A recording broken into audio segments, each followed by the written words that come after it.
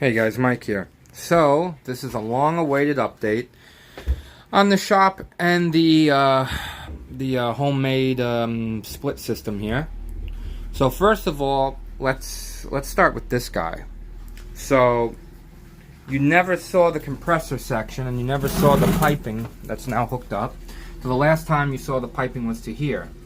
So now we come in, I branched in, sat my compressor unit here, the R404A, 10,000 BTU, 3/4 horsepower, I think.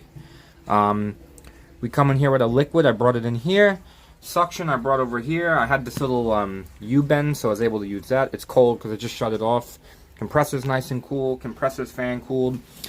I ordered the wrong hoses from McMaster-Carr, so they sent me these air hoses, but they're fine as water hoses, just temporarily until I can figure something out. Branch off there for my condenser water. This is wastewater system, but it's legal. Really not wasting the water because it's going into the heating expansion tank, which is going back into the building. So it's not really wasting the water. The heating system's drained for the summer, so technically I'm kind of filling it up with this. But whatever. The unit is still slightly undercharged. I should have ordered a 5-pound cylinder of 404A, but I ordered two 40-ounce cans. Both of those have been in. We're still undercharged. She's still flashing. It's not at full capacity yet, but it will be. This electrical is temporary until I can get a seal tight or something. For the way they did it is they just came out of the bottom of this with a heat shrink, so I got to figure something out. I really don't like the way they did that. I mean, if I have to heat shrink the wires all the way into there, I mean, I don't know. I got to figure it out. But we have a power down from the fan. In this box, we have a contactor, a transformer, and a time delay for the fan, because I let the fan come on after a minute to get the coil nice and cold. Low voltage is this line here, which I ran this conduit. This is normal voltage, for the 110 volt, and the bottom is 24 volt. We come over here, I mounted the conduit, ran it back up along here. This is main power for the time being. I just have it jerry-rigged. Eventually we're going to bring up power from the first floor from the electric meter room, and I'm going to have a 30-amp circuit just for this room and this unit. Here's the thermostat, Columbus electric thermostat from McMaster-Carr. Very simple, cheapest one I could find, nothing special, single cool only, because this is what it does. And yeah, that's that. The shop, I got these new tables in from the supply company I deal with. And somebody threw this thing out, which I mounted up there, which is awesome, because I was able to put a lot of storage on it. You guys have seen this. And then yesterday, somebody threw this little table out, so I was able to put my my calendar on it with all the stuff I have marked for the week. And this is floating, because the way I was able to mount it was I ordered these Unistrut channel from McMaster-Carr, and just bolted the tables down to it, and they got 3/8 anchors into the wall. This table's not going anywhere, guys. It's a strong table. So I used to have the calendar over here, and then I ordered that thing, but I was like, I need an area kind of for an office, because this is set up as a shop/office. So I figured, well, I'll put the calendar here, maybe the more office stuff. Maybe eventually I'll bring a computer up here. I don't know what I'm going to do about that. I do know I need to bring the cameras up here, and I don't know where I'm going to mount that monitor. That's another story. Maybe I just sit it there or something. I don't know. But yeah, it's a little shop. Got my little mini fridge here. Bottle of water in it. So without further ado, let's start this guy up. You can hear the compressor run.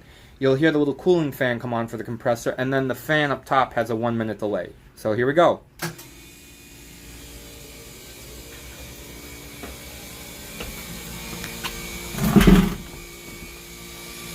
These are our pressures for 404A so far. It's about running 30...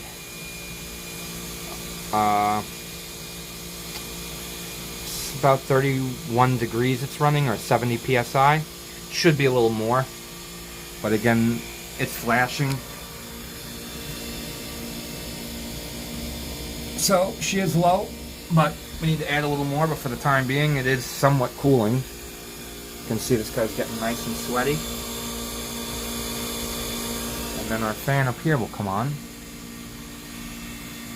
But the compressor sounds real nice. It's our water cooling, our water regulating valve.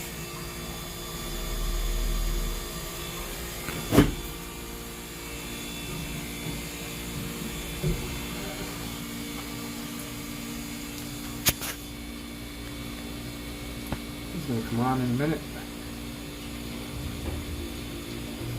There you go.